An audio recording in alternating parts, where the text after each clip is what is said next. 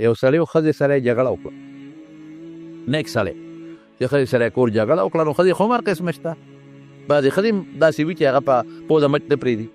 ځکه زه بشیرجان ته د ښځې نوم ګورې واده دي، روزانه به دې ته ستا نظر نه لري، کله به دې په ملا چاپې ولاړې وي او کله به دې دا حالت به دې نه بیا خو دې منډه هم نه شي خوایلی. ته و چا سترګې نه خو منډه ووایي، منډه ووایي بار ته لاړ شي. چل دې راغی څوک دی ولې را منډه وي، سپی راپسې و. سپی نه هغه سپی وي، سپی راپسې و. هلکه سپی خو یاده که سپی ولې یادې، نو ته خو بیا دې منډه هم نه شي وهلی، کور مخکې ته دې بیا له نیر بیل دی که هغې ته دې ته ولړه کړې. نو ښځې سره یې جګړه وکړه، چې جګړه یې وکړه دې وخت کې میلمه راغی. میلمه بیټه کې کېنو کور ته ورغېدې، میلمه دا وایي خپل کار کوه. میلمه مې دې ډوډۍ والا پخه کوي، نه پخوم والا ته میلمه تالی هم نه پخوم، ما سره دې جګړه وکړه، ځه اوس دا پخوه والا. نو چې ښځه روانه شي دا اس بني دا چې کله اړي شروع کړي نو ته یې مخکې بوځې وروستو ځي. داسې ده که نه ده؟ ته به مخکې بوځې د ریورس ګیر لګولي، نیکبخت دی خو مخکې وروستو شو شانتنیل دي که نه، نو ځه کور ته نیغه که نه. نه نه نه نه دغه ښځه چې روانه شي هغه ټټکه اس پتې ښه ده بیا نه پخوم دله. ښځې میلمه مې دی کور رسواکۍ مې ول وایي بس ولې نه پخوم دله، یا نه پخوم دله. بس دی هم غریب و چې اوس په خدای څه کوم. لاړ ګاونډي کره او د یو ګاونډی کور ته ورغی، هلته یې اواز وکړو یاره کور والا بیماران دي، طبیعت ټیک نه دی، څه به کې اوس نو دا ورته ویلی شي چې نه پخی راله. مونږ خلک هم چې بار د کوره راوځو که نه نو برېت هم ډنډۍ ډنډه، او چې کور ته ننوځو نو بیا برېت لاندې ګورې، بار هم برېت 2 لیش دي 2 او 3 لیش دی، او چې کور ته ننوځو که نه بس بیا سر ښکته یي. خیر چې هلته ورغې کور والا ناجوړه ده، میلمه مې دی ډوډۍ والا برابر کړه. هغې وې ښه په ګاونډۍ ښه وه، بس هغې ول ډوډۍ برابرول شروع کړل. چې ډوډۍ برابرول شروع کړله نو ده ته لیکې ور وټکېده، چې ور وټکېده ور ننوته، ښځه ورته ویې لږ را دننه شه، نه نه بس مه پخوه. بس ما هغه بلې ګاونډۍ ته وویل ډوډۍ به م پخه کړو، انتظام به مو کړي، مه پخه. نه خبره ووره چې دې خوا شو، دا ښځه ورته ښکته شوه، ټیټه شوه، معافي غواړم ما وبخ، ما معاف کړه. بس ستا د میلمه چې څومره انتظامي هله شا به زه کوم، اوس هغه ګاونډۍ ته وچو ښځې دا څه جنجال دی جوړ کړو، وختي دې په شرمونو شرمونم نه کومه، او اوس وی کوم وی چې ته کور ته لاړې، زه هسې دې بورچي خانې ته ورغلم.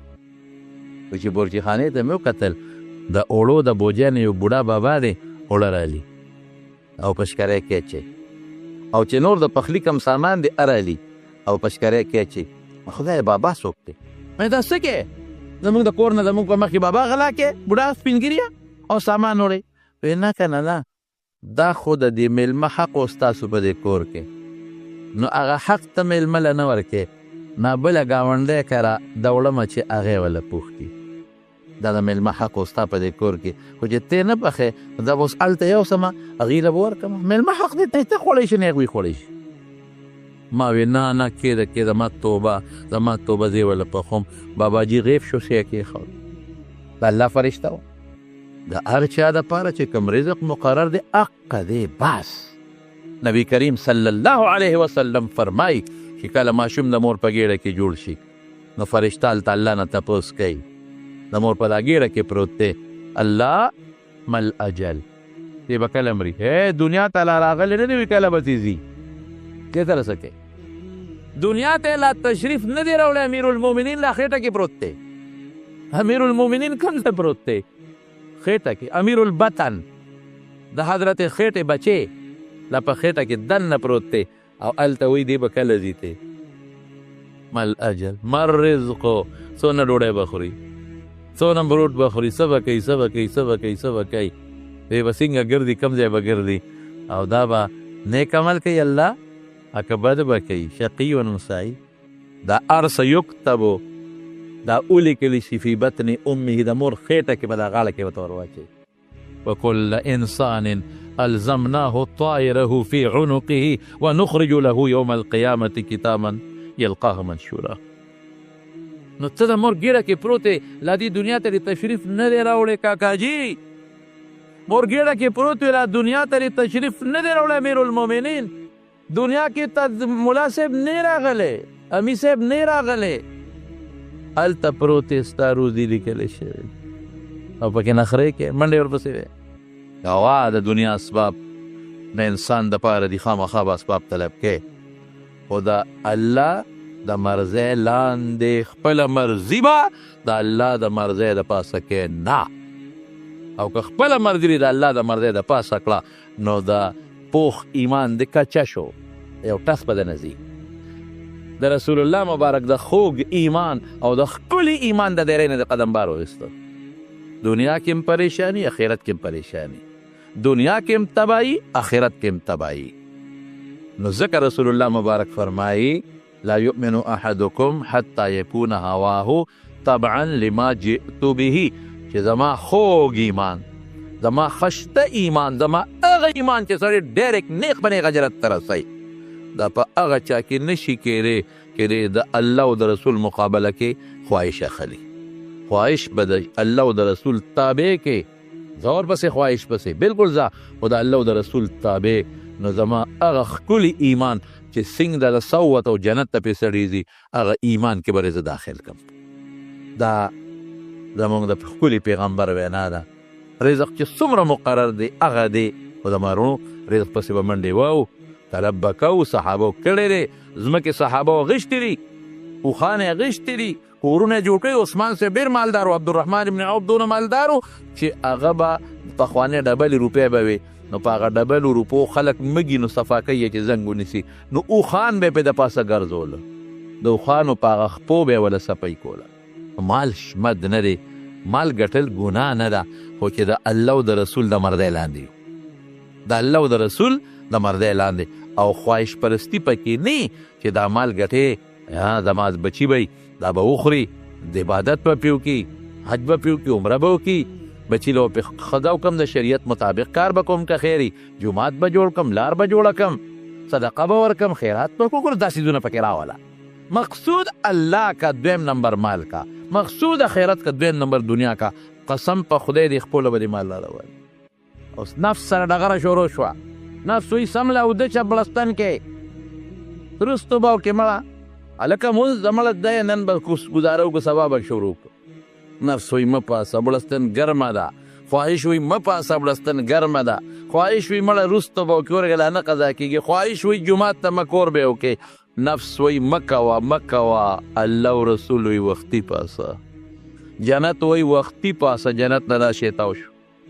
ماسپخین بیا ګرمي ده یخني ده مازدیګر بیا ماښام بیا بلستن کې ما یاره شپې مې خوږېږي لاس خوږېږي یاره نشم پاسېدی یاره تکلیف دی دا مونځ دا نفل د شپې او کوم دغه کس ته دې ووې دا کم انسان سار پېشمني نشي پاسېدی او د شپې تهجد له نشي پاسېدی او ده ته دې دروازه وواله او چې یو 10,000 روپۍ مې درته راوړي دي لږ راپاسه دی بیا بړستن له ډغره ورکوي نه خوبي نه د خپو خوږي انه بل ځي په منډه هغه پیسو له را روان هلته جنت لاره سخته شوه او لاره څنګه سخته ده د خواهش مقابله راله خواهش وي مه کوه هلته زکات در باندې کال تیر شو الله وی ورکه زکات دا لاره نیغه جنت ته تللی ده ډېر ښایسته دی دلته خواهش اوهو دا 10,000 روپۍ زکات دا 20,000 دا 50 دا یو له په دې خو دوی واده کوي دې باندې خو زما د ښځه نه جوړه شي دارو درمل کېږي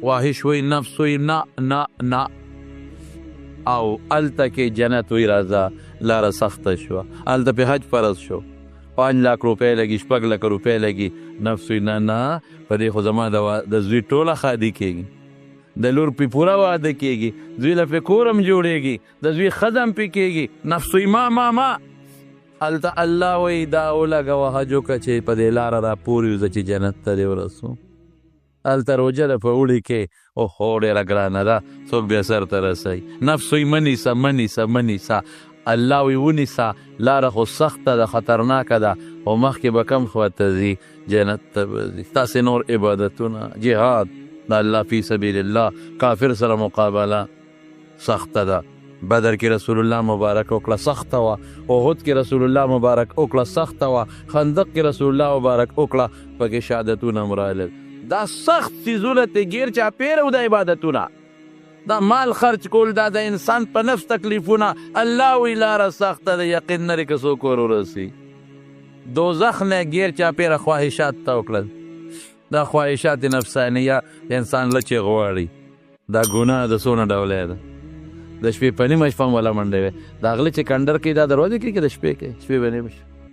دا غلاګانې چې غله کوي څه وخت یې کوي؟ دا د ګډون چې کوي په دا مسالو کې او دا په چایو کې دا دروازې نه کوي، د شپې کوي چې څوک هم ونه ویني. دا غلا غلطۍ چې څومره روانې د شپې روانې دي. خو قربان که تاسو خو الله دپاره سخت دی، دنیا دپاره ښایسته دی. دا د سترګو خواهش د پردو ښځو ته وګوره، دا د سترګو خواهش د پردو جنکو ته وګوره، دا د سترګو خواهش د فلمونو ته پې وګوره، د بربنډتوب ته پې وګوره، دا د غوښ خواهش سندرې واوره. په موبایل ګانا او لګوه ګانا، مونځ به م کېږي دلته کې، رنګ به م راشي، په جومات کې به ډنګار شروع شي. خوند دی که نه؟ غوږ له خوند ورکوي. په ژبه غیبت دروغ خوند ورکوي سړي له. خوله کې د ګناه سوچونه خوند ورکوي سړي له. دا د پردي مال وهل خوند ورکوي سړي له. دا پردي انسان ته تکلیف رسول خوند ورکوي سړي له. دا خواهشات یې دګیر چاپېره تا وکړل. دننه خو اور خطرناک خواهشات دي. ورشه جبریل اوس وګوره چې ویې کتل د هغې وی الله یریږم چې دا ټول خلک وردننه به شي دوزخ ته. او مثال د رسول الله مبارک ورکړی دی، درته نه ورکوم. رسول الله مبارک فرمایلی دی وی دا مثال د شمع او د پتنګ دی. شمع بلیږي، اور بلیږي، اور او پتنګان ور روان دي. خو دا اور دوی ته خشته ښکاري، ښکلې ښکاري. که پتنګ ته دې وایي چې دننه خو سودې نه ورځي، هغه ته دا اور خشته ښکاري، ښکلې ښکاري، ښکلې ښکاري. خو چې ورشي نو سبب د تبی وي که نه بیا د خواهش کې چې د اور له ورشم رڼا ده ښایسته. تیارې نه وځي پتنګ، کټ د ګوټ نه م راوځي تیارې نه. تیاره د انسان د حیوان فطرتا راني خوښه دا روزي ورپسې چې روزي چاتو مچو ته نه ګورې، رڼا له منډې وایي. پیټیر م ورپسې شاتو نه مرو، شاته م پرېږدي، هغې له منډه وي رڼا له. چې ورشي نو دننه بیا دا رڼا په څه باندې بدلېږي؟ بیا په اور په پتنګ وزرې وسودي، لاندې پرېږدي، خلک یې خپې کېدي او مړ شي. رسول الله مبارک فرمایي، الله قربان شم ته، وی تاسو ته دا دوزخ نه خواهشات داسې تودي لکه پتنګ ته چې هغه اور خشته ښکاري. زه تاسو نیسم، کلک مو نیسم، د دې بړې نه م رانیسم. د بړې نه پهلوان چې د بړې نه ونیسي زور کوي، بیا شلېږي، پرتو غورځېږي. بړې نه م نیسمه چې مه ورځئ، مه ورځئ، مه ورځئ. ګورې تاسو ته شي خشته ښکاري، خو طبعي ده. ایمان خلاصوئ ځان او هغه اور ته ځان غورځوئ. الله یریږم چې جنت ته به څوک هم دننه نه شي، ګیر چاپېره سختۍ دي. او الله یریږم چې دا ټول به په دوزخ کې ور وغورځېږي، ولې ګیر چاپېره خواهشات د هغې پسې وځي او چې ورشي بیا اور ته به خویږي او نیغ به ور رواني. دا دوو څیزونو مقابله شوز د چا وایو څه؟ د جنت او د دوزخ.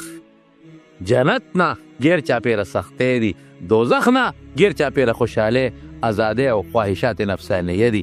نو د چا مقابله شو څه؟ د الله او د رسول سختۍ چې درته راولي او د خواهش. مونږ خواهش پرستي په مخ اخیستی یو.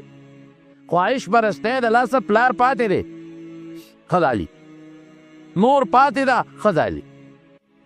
د ښځې خپل حق دی، د مور او پلار خپل حق دی. د خواهش پرستی د لاسه رور پاتې دی، ماللي رور پاتې دی، خور پاتې ده، د پلار په مال ټوله تا قبضه وکړه. د خواهش پرستی د لاسه ګاونډي سره جګړه، د خواهش پرستی د لاسه د ګاونډي پولوال، د خواهش پرستی د لاسه کور کې جګړې، د خواهش پرستی د لاسه نن دنیا په جیلونو کې پرته ده. دا غټ غټ خلک چې دا نه به رانیسي، اوسه دا لوی لوی خلک چې دا نه بوتل اچوي او جیل کې نن پراته چغې وباسي. ولې وباسي؟ خواهش پرستي ده. د خواهش په پیسو ته ضرورت و، پیسې خو به غریبانانو ته ضرورت دي، ډوډۍ ته محتاج دي، چایو ته محتاج دي، دارو درملو ته محتاج دي. دا چې کوم د کروڑونو مالکان دي پیسو ته څه ضرورت دی؟ دا ټول خواهشاتو منډه ده. خواهشاتو زغل دی، زغل. وزیر صاحب ستا پیسو ته ساجت ډېره دې ګټلې ده، صدر صاحب ستا پیسو ته ساجت ډېره دې ګټلې ده، وزیر اعظم صاحب ستا پیسو ته ساجت ډېره دې ګټلې ده. او چې دا بیا م ورپسې نښتي د چا پرستي شوی او څه خواهش پرستي. دنیا کې م ذلت، آخرت کې م ذلت. دنیا م خواره، خسرت دنیا والآخره، آخرت هم خوار. موږ ته خو مثالونه مخکې موجود دي. د رسول الله مبارک هر یو صفت په یو صحابي تقسیم. دا ټولو صحابو کې فی الجمله صفتونه پراتو خو یو په یو کس کې زبردست پروت دی د رسول الله مبارک بهادري چې هغه کې یو بهادري او دلیرانه سوچو دا په حضرت علي او په حضرت عمر کې پراته دي او چې کوم عدل په عمر کې پروت دی ټولو کې شته خو دا ډېر زیات او چې کوم صبر او سنجیدګي وه په حضرت ابوبکر کې پرته ده او چې کوم د دنیا سره تعلق ختمولو په ابوذر کې پرته ده ډېره زیاته ده پکې ډېره زیاته ده دې وجې نه حضرت ابوذر رضی الله تعالی عنه د دې قایل نو چې مال جمع کا دا د هغه خپل سوچ دی اوس مال به نه جمع کوو چا به کور جوړ کړی و دی به ورغې دروازه به ورته وله دلته راشه دا کور دې څنګه جوړ کړی دی او دا مې جوړ کړه دونه عمر دې شته چا به دو چته جوړ کړی و ها بنګلې دوزخ دې واغېسته اوس دا کور جوړول منع نه دي په شریعت کې جوړولی شي څه خبره نشته لیکن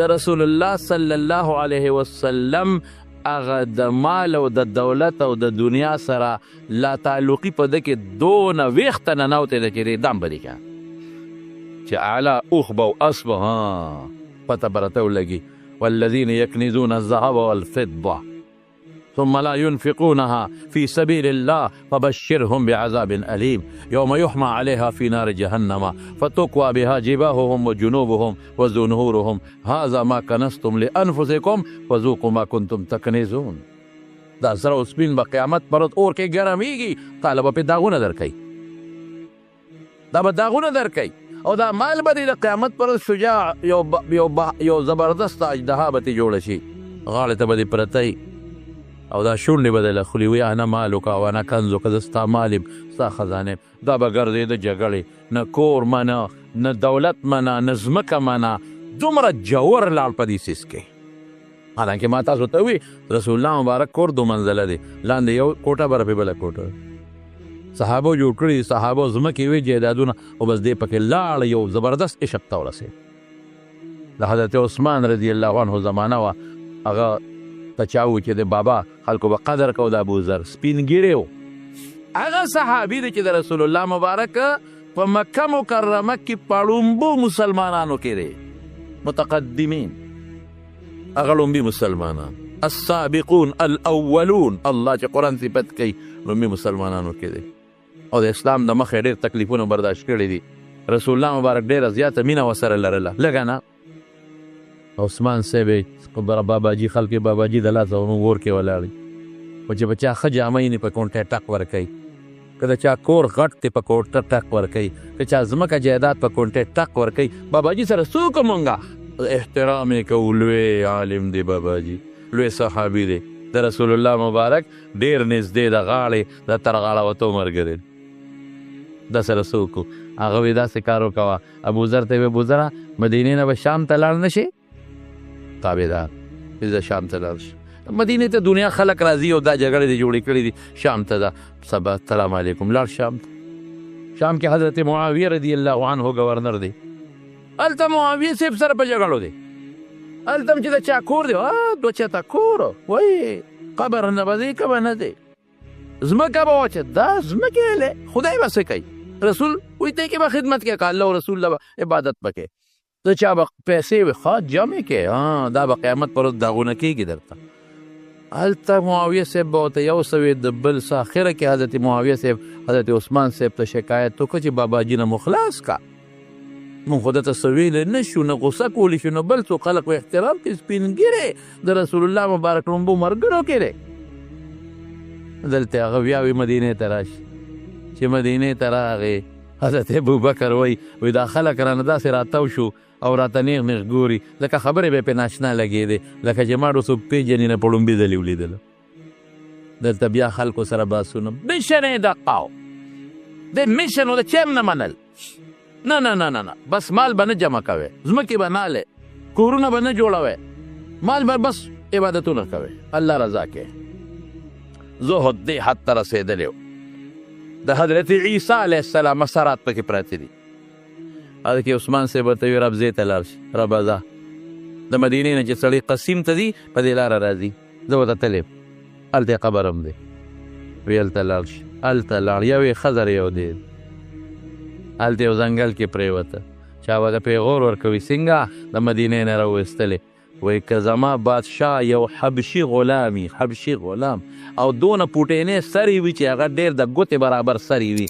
بد شکلی او زما امیر یو ما ته حکم کوي د هغه به منم پاتې لا د عثمان به صحیح نه منم څنګه به نه منم هلته پروت دی صیبه یوازې یک تنها یو خیمه کې پروت دی د خاورې په بالښت پروت دی یو نرۍ څادر لاندې پروت دی او یو ښځه ده ورسره یو دی دی هېڅ نشته د غریب چې جګړې ختمې شي بیمار شو غریب چې ناجوړه شو ښځه ورته کېناسته ابوذر تا سره به څه کوم هر ځای جګړې خلک پیشه مال یې پیشه خلک پیشه دولت یې پیشه خلک پیشه ځمکې پیشه خلک پیشه بنګلې یې جوړې شي ستا کار چا سره څه دی دلته باته په دشتو بیابان کې پروت دی تا سره وکم څه ته به ځان کدن دي زه به درته ناست یم مړ به شې نو تا به ښخی څوک ماله زه به دې په اوږه نه شم ګرځولی زه خو ځان له ښځه یم زه به در سره څه کوم ستا جنازې سره به څه کوم ستا غسل سره به څه کوم ستا قبر سره به څه کوم ته په څه جنجال دې ځان اړولی دی حضرت ابوذر ښځې ته وایي ښځې فکر مه کوه الله به مدد کوي د خواهش مقابله چې کوې که نه سخته مقابله دومره مقابله چا نه ده کړې د خواهشاتو څومره چې حضرت ابوذر کړې ده او د حد درجې انتها ته پکې رسېدلی دی چې مقابله وکړه حضرت عثمان څومره مالدار و رضی الله عنه د حضور پاک ته پته وه لیکن دی پکې یو انتها ته ورسېد دونه مقابله الله مدد وایي داسې کار وکړه ښځې فکر ونه کړي الله به مدد کوي چې کله مړ شم که نه بار به وځي د دې خیمې نه ځنګل نه بلاندې کوزه شي په دې لاره به یو قافله را روانه وي قافلې ته به آواز وکړې چې دلته د رسول الله مبارک یو صحابي مړه دی راشئ غسل هم ورکړئ کفن هم ورکړئ خق هم کړئ پې جنازه هم وکړئ خبره اسانه شوه او ښځې ما ته حضور پاک یې وصیت کړی دی همې پوره کړه او رسول الله مبارک زما متعلق د الله کومه وعده ما ته ویلې ده امید لرم چې الله به م خپله وعده پوره کړي ما هم پوره که الله به م خپله وعده پوره کوي ما ته رسول الله مبارک وایي چې ابوذره چې ایمان دې کله وروړو یوازې وې چې هجرت دې کو یوازې وې د دنیا ژوند به دې یوازې څوک به در سره نی مرګ به دې یوازې څوک به در سره نی او د قیامت پر ورځ چې د قبر نه پاسه جنت ته روانې بیا به یوازې څوک به در سره نی یوازې به جنت ته ځې یک تنها به ځې ما هغه خپله وعده پوره کړه ما چې رسول الله مبارک له کوم لاس ورکړی ما خپل خواهش قربان که الله رسول مې واغېستل د چاله نه کېږي ما هر څه پرېښودل عثمان هر څه راکول معاویه هر څه راکول رضی الله تعالی عنهما هر څه مې پرېښودل ما مدینه پرېښوده د رسول الله مبارک کلی د بادشاه د برکته دلته پروت یم امید لرم چې الله ذوالجلال د پیغمبر د خولې وعده ما سره پوره کړي په دې خبرو کې په دا مسافرۍ کې دا خاورو د بالښت د پاسه د رکوټي کجوري د پوزکي د پاسه په دا بیابان کې په خیمه کې د غریب نه ساه لاړه وفات شو ښځې وې ما یې خدای او څوکم د ده وصیت دی د خیمې نه راکوز شوم وایي چې راکوز شوم سنګ لارې ته رالم واقعي قافله را روانه وه مدینې ته تله ما وی قافلې والا یو غریبه بېکسه ښځه یم او دې خیمه کې مې خاوند مړ شو یکواز دې څوک یې نشته مسافر دی خدای دپاره راشئ او ما سره د خپل خاوند سنبال کې ډېره ښه مسلمان دی ولې به نه کوو چې قافلې والا سنګ رالل او په خیمه کې نظر واچوي کتل اوهو دا خو حضرت ابوذر غفاري رضی الله تعالی عنه دی او دا دلته ته دلته څه کوي دا خو حضرت ابوذر خو نوم الله د رسول الله مبارک نه یو قدم وروسته نه دی پاتې شوی یو جهاد کې دې وروسته نه دی پاتې شوی یو سفر کې دې وروسته نه دی پاتې شوی او دا خو ابوذر دی اوهو ولاله قربان د ده جنازه د ده قبر د ده کفن دا به موږ نه کوو. هغې قافلې والا قبر هم وکنه، کفن یې هم ورکه، غسل یې هم ورکه، او په جنازه یې وکړه. دا مثال ما ته مخکې پروت دی. نه شم رسېدی دې ته، نه زه رسېدی شم، نه تاسو رسېدی شي، نه شو رسېدی. 1% خو ځان ور رسول پکار دی که 1%، 2% خو ځان ور رسول پکار دی که نه. موږ څه کوو؟ موږ وایو د رسول ایمان دی زموږ الحمدلله، او نن دنیا په خواهش پرستۍ په ډېره په تیزۍ روانه، ډېره زیاته په تیزۍ روانه ده. دومره په تیزۍ چې نن خدای خلکو ير کړی دی، ير دی، رسول ير دی، مدرسه يره ده، ګیره ختم، پټکې ختم، نیکانو پسې کنځلې، علماو پسې کنځلې، مدرسو پسې کنځلې، ګیرې پسې کنځلې، تبلیغ پسې کنځلې، تصوف پسې کنځلې، تسپو تسپک نظر. داسې ځایونه مې لیدلي دي په دا سترګو چې قسم په خدای په پرتوګ او په کمیس سړی شرمېږي چې دا مې ولې چولې. د مسلمانانو په ملک کې مې لیدلي. د ما په خدای قسم مې درته وخوړ چې زه په لاره به روان وم، په تاشقند او په سمرقند کې په لاره به تلم. 85% خلک پکې مسلمانان دي، 85%. دا نه چې کافران دي. او زمونږ جامو ته به یې وکتل او زمونږ ګیرو ته به یې وکتل، نو مسکي به شو. مې د اوس غای مونږ پورې خاندي. په خدای قسم په سترګو روزو کې به یو بل ته کتل او مونږ ته به یې اشارې راکوله چې دا څه کوې، ژوند راغی. داسې خواهش پرستي راله چې نن اسلام ير. سار وختي چې مونږ پاسو، نو لومبې د خپل بچي د پتلون غم کوو، او د هغه د کوټ غم کوو، او د هغه د سکول غم کوو چې دی لاړ شي او د پبلیک سکول ته بوځم. د هغه د ټرانسپورټ پیسې شته، د هغه د ټیوشن پیسې شته، د هغه د هغه جامو پیسې شته، د هغه د هغه ګرانو کتابونو پیسې شته، هغه له نوکر شته، هغه له ځان له موټر شته چې دی پکې سکول او کالج ته بوځم. جومات له 10 روپۍ نشته، چندو یوړو. مدرسې له 20 روپۍ نشته چې خیرات وله ورکې. زکات هم چې باندې کم فرض دی غم نه ورکې. خوا کې د غریب د لوږې پروت دی، 10 روپۍ وله نشته. ولې؟ په دې خدای خوشحالېږي، په هغې ته خوشحالېږي، په دې خدای خوشحالېږي، په هغې د بچې خوشحالېږي. موږ په کوم طرف روان یو؟ موږ خبر سي به څه کوو؟ یوم یعد الظالم علی یدیه. په دې لاسونو به چکونه لګوي، چکونه. یا لیتنی اتخذت مع الرسول سبیلا. الله دا خواهش مې پرېښې وه د پیغمبر په لار روان و، څه وښه وه. یا لیتنی لم اتخذ فلانا خلیلا. اوهو دا خو مې فلانکو سره دوستانه وه، غرق کړې ما، فلانکو سره مې تعلق تباه کړې م خدایا چې د ظالمانو سره خو زما تعلق نه وي. دې په ځای مې د رسول د لارې خلکو سره تعلق یې څه خبره وه. یا لیتنی اتخذت مع الرسول سبیلا. پیغمبر سره چې کومه لاره ده، هغه د علماو لاره ده، هغه د شیخانو صوفیانو لاره ده، هغه د تبلیغ او د دعوت لاره ده، هغه د رسول الله مبارک د سنت او د احادیثو لاره ده. او ارمان په لاسونو چکونه به لګوي که دا لاره باندې تللی وي. یا لیتنی لم اتخذ فلانا خلیلا. دا خو بل غرق کړم که نه د ما دوستو، او دا په خواهشاتو یې سر کړم، تباه یې کړم. خدایه که د سره مې لار نه ونیولې، دا خواهش پرستو والا او دا د سنت متبعین اتباع والا لار نیولې وي، الله څنګه به ښه وه. بیا به څه کوې په خبر کې؟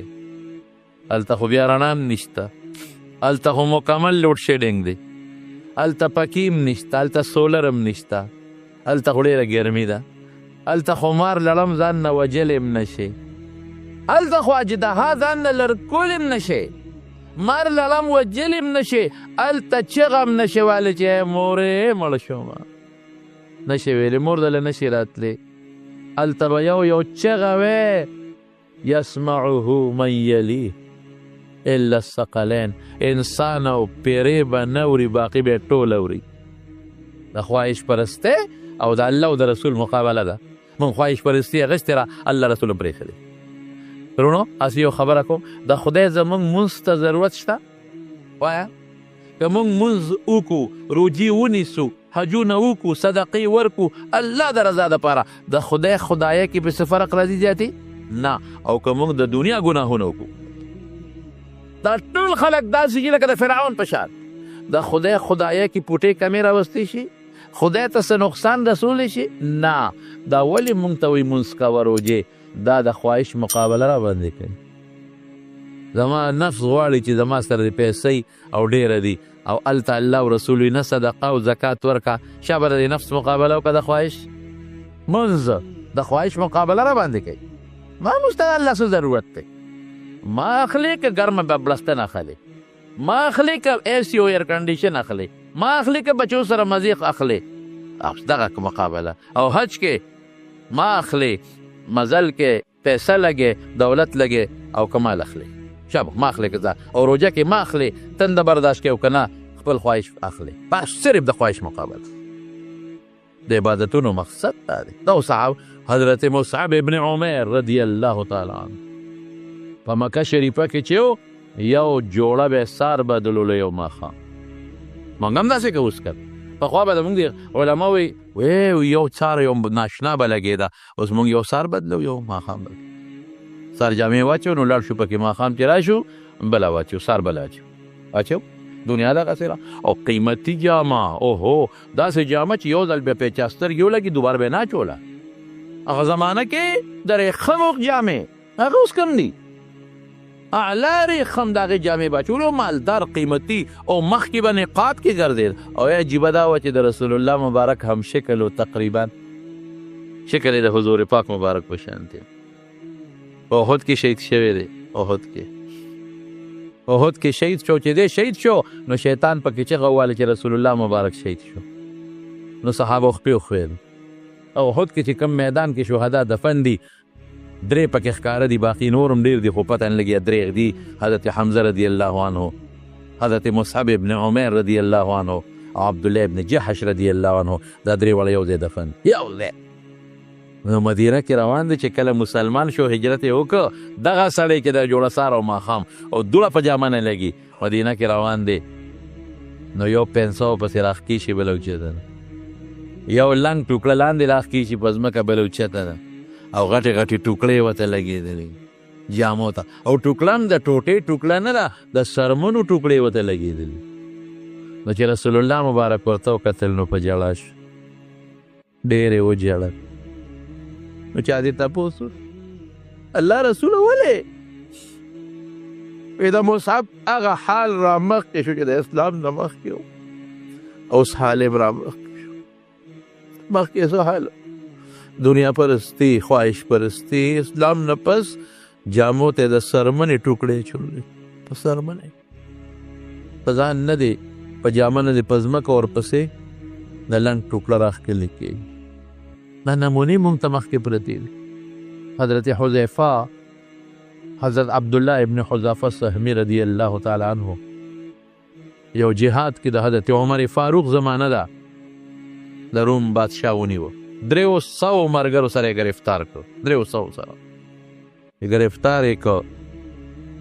نو د روم هغه بادشاه راوست او جیل کې واچوي. دشمن د سختي ورسره کوو چې وایي چې وایي ډوډۍ به نه ورکوي، خوراک به نه ورکوي، اوبه به نه ورکوي، بند کړي، سختي مو ونه ورکوي. مشر پکې څوک دی؟ عبدالله ابن حذیفه.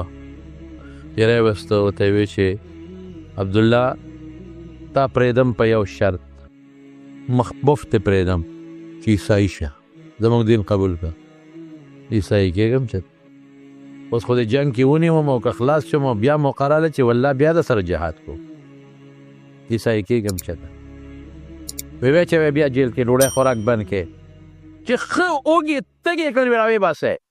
وی عبدالله یو خبره درته کومه، عیسایي شه، پرېږدم دې، ګورنر درنه جوړوم د یو علاقې، لور هم دله در کوم. څه شی در کوم؟ لور هم دله در کوم. او د بادشاه لور تا ته پته چې کم څوک یې نه غواړي، لور مال څه غواړي، د یو علاقې د ګورنر کوم هم ستا د جهاد ډېره لویه تجربه ده، د جنګ زوم کوم دې، مال هم در کوم، اسلام دې پرېږده، عیسایي شه. وی بادشاه سلامته، که د لور سره د مال هم راکړي، کالي هم راکړي، او د لور سره د گورنري نه دا ټوله بادشاهي هم راکې چې اسلام غوندې دین پرې نه ده.